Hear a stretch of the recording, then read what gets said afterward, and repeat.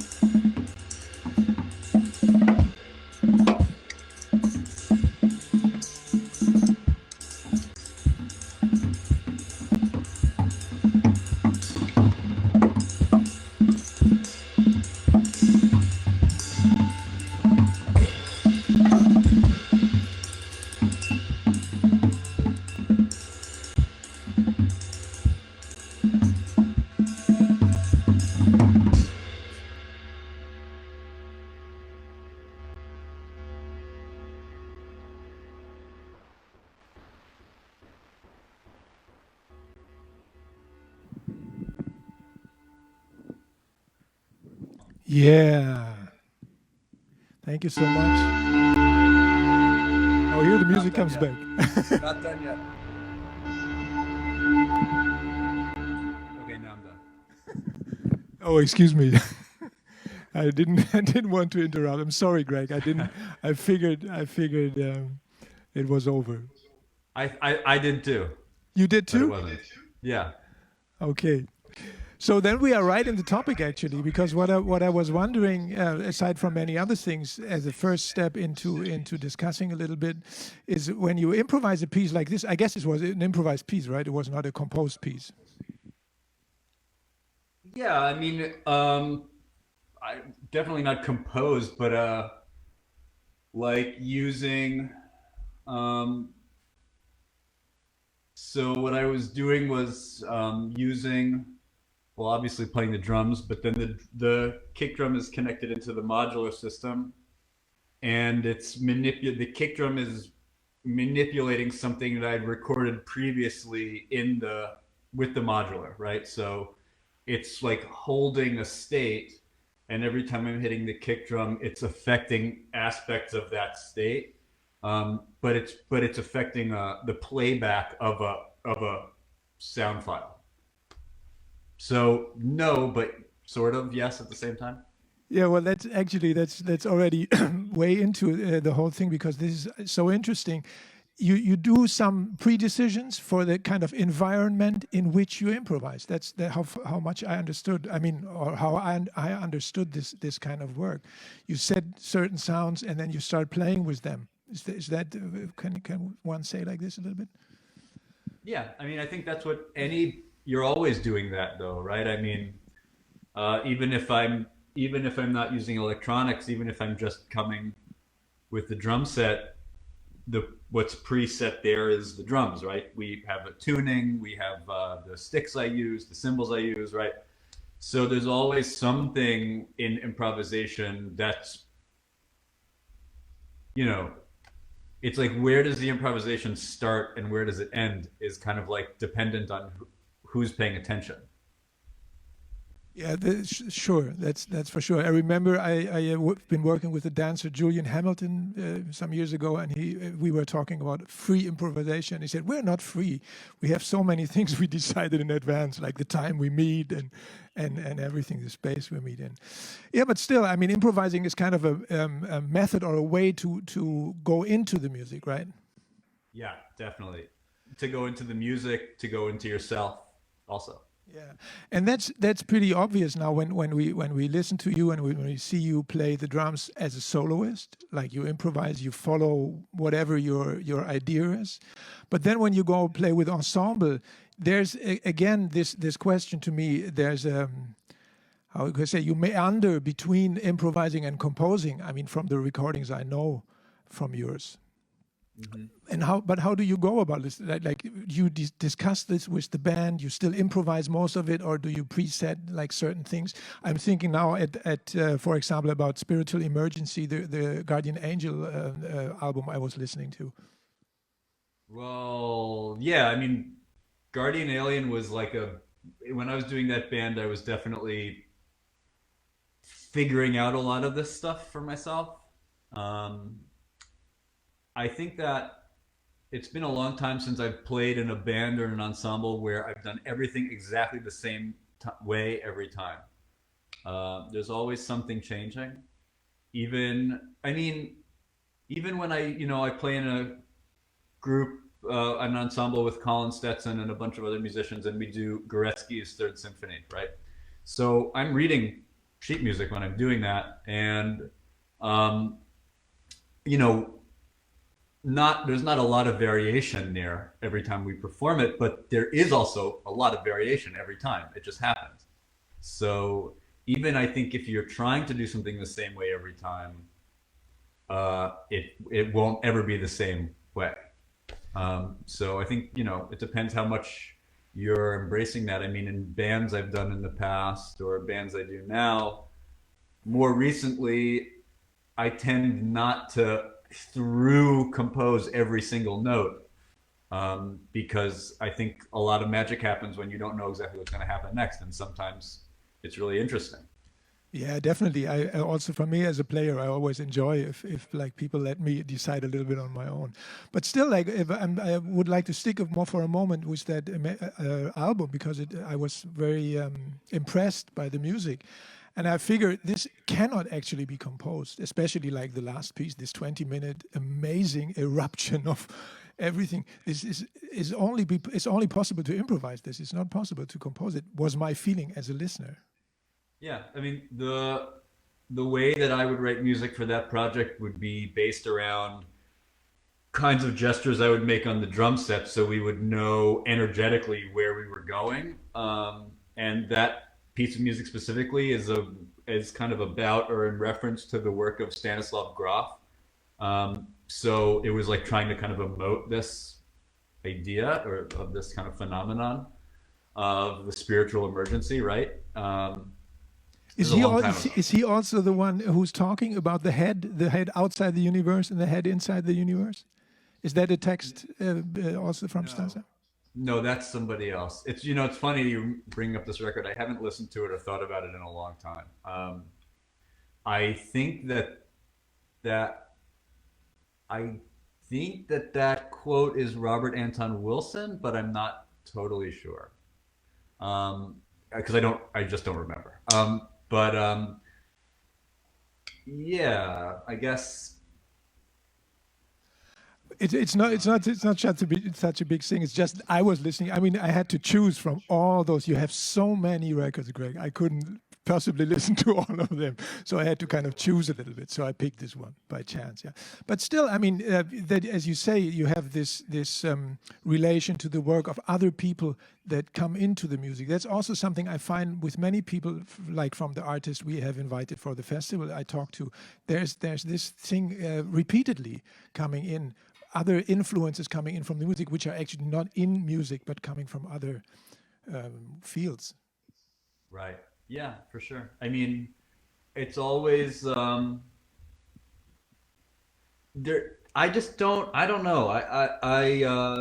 The individual self is the illusion, right? So we're always channeling all these influences, and everything everything that's present right now is every piece of music I've ever heard, every musician I've ever seen play, all the shit I watched on TV this morning before we did this, the breakfast I ate, where all that came from, right? So I'm like for a moment representing this like, hi, I'm Greg, but that's not really what's going on. And I try to remember that as much as I can.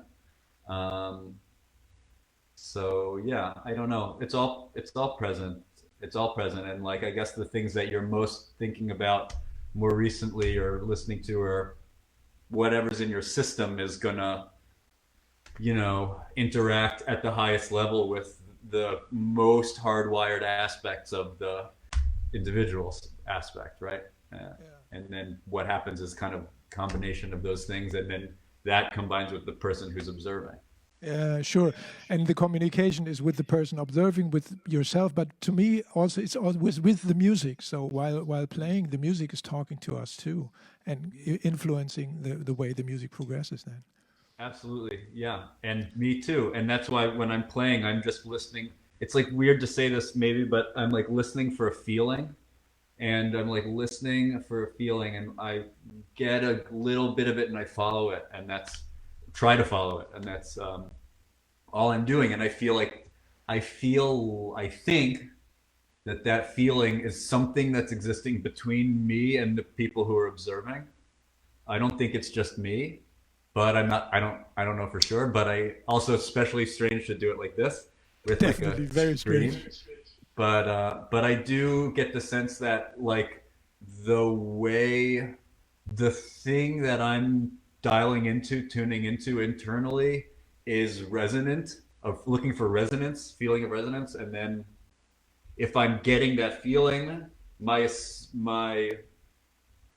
experience has been that I'm not the only one who's getting it, Yeah, sure.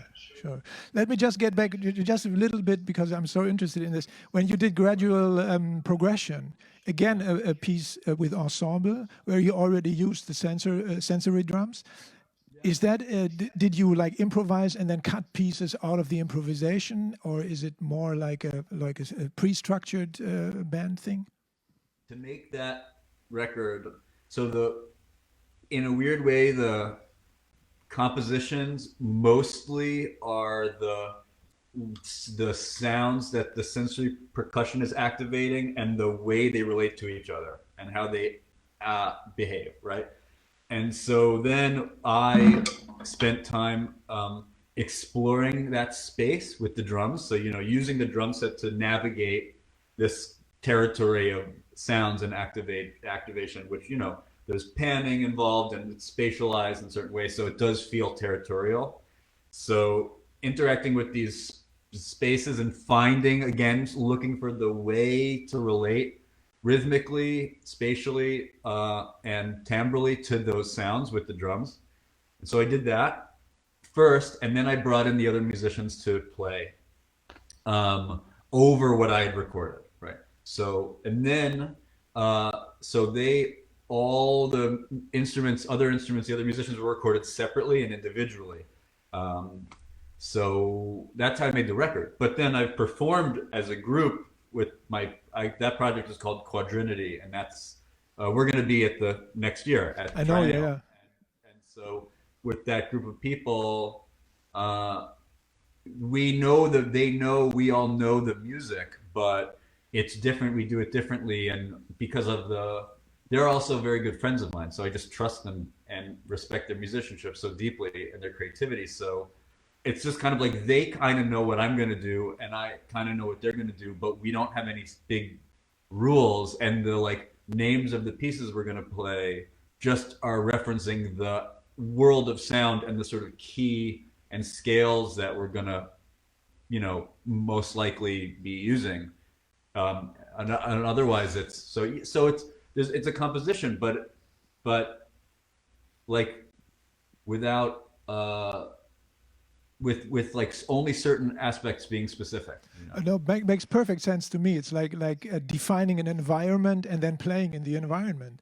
So you pick the musicians, you think about the sound. Everyone is like has the same idea of the sound, and then you just go and play. That makes perfect sense. Yeah. Absolutely, yeah, exactly. Let me just get before we maybe hear a little more into the sensory drums, because I don't think that many people are, not everybody is familiar with this. Obviously, you have triggers. This time only on the bass drum. I thought you might use them on all the drums. Right now, well, we are in my studio right now. So my drum set, I have the sensors. The sensors are on the drums. But I'm not using them right now. I have also right here next to the sensory percussion sensor as a trigger, and I'm just using a CV gate trigger to run the kick impulse signal into my modular system, which is behind me. Mm-hmm. But yeah, sensory percussion. Were you going to ask a specific? Yeah, well, because the next thing I wanted to go into to tell people is not only the triggers, but it's the whole software behind it, sampling and influencing. So yeah, I'm not using it now, but it's on my it's all over Gradual Progression, and it's all over my next record. Right, too, the Contact, yeah. So, yeah, but sensory, the way sensory percussion works is it basically uses machine learning algorithms to learn all the different sounds and timbres you produce by hitting drums, and then it makes MIDI assignments for the drum for each individual drum. So whereas like with this kick trigger here, there's just one signal that's on. It just does this. Yeah. You can't get any more nuance than that. But with these, every different kind of hit from this to this, from this to this, all those can be different. Not only can they be producing different MIDI notes, but they can also produce blend areas. So as I move from like this or like this, you can have that send out CC control, right?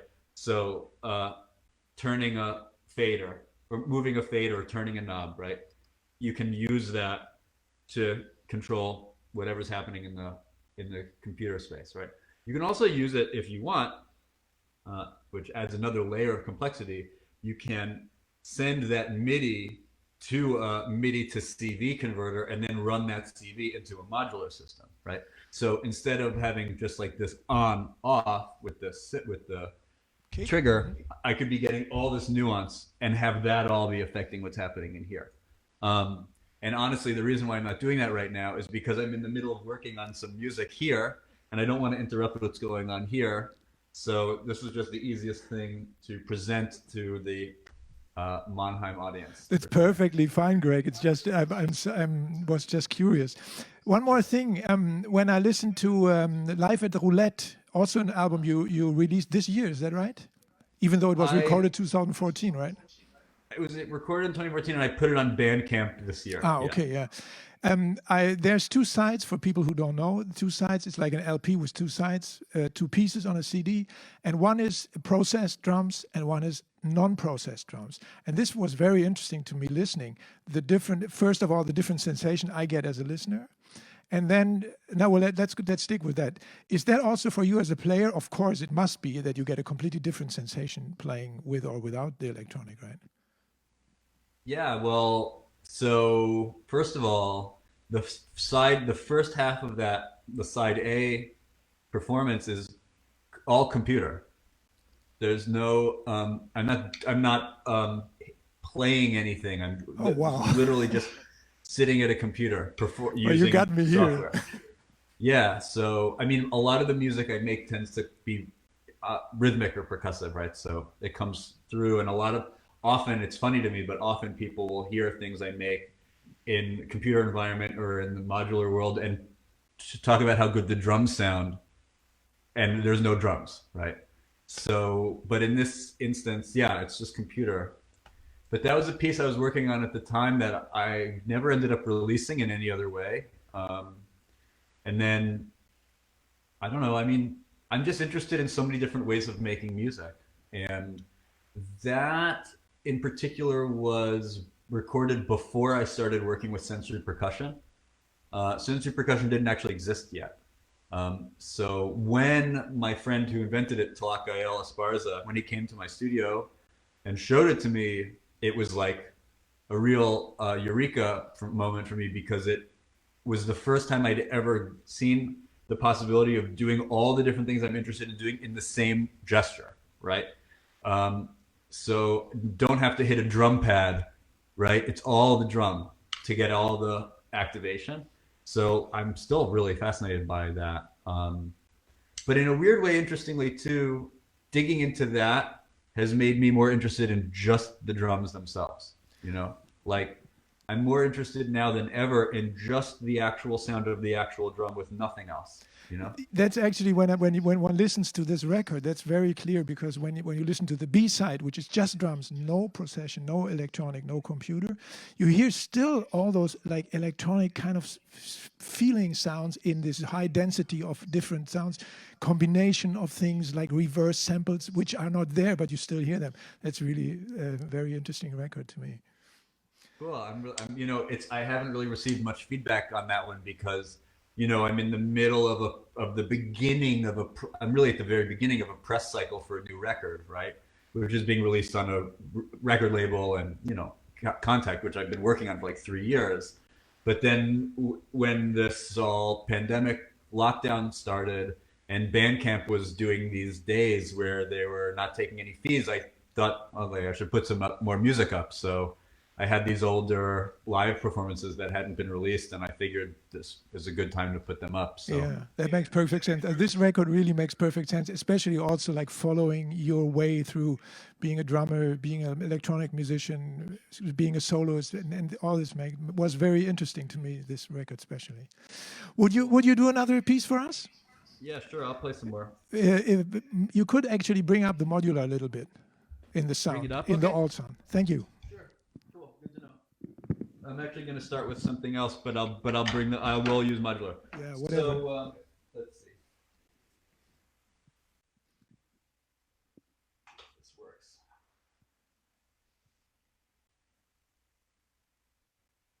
So sometimes it's a fuzz, right? All these technique things to control to.